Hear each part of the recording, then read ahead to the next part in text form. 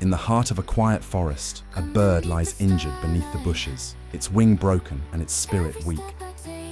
The rustling leaves catch the attention of a passerby who quickly calls for help. A team of wildlife medics arrives, carrying their tools through the dense trees.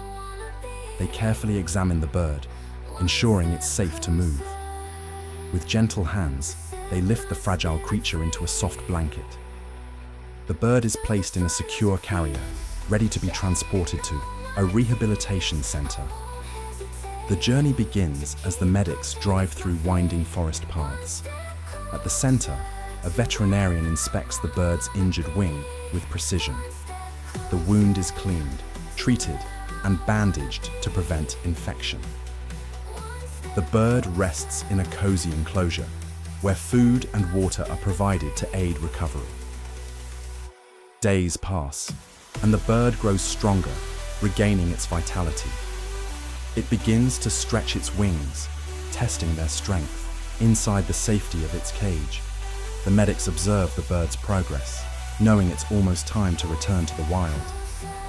Finally, the day arrives. The bird is carried back to the forest where it was found. With a deep breath, the medics open the cage door, setting the bird free.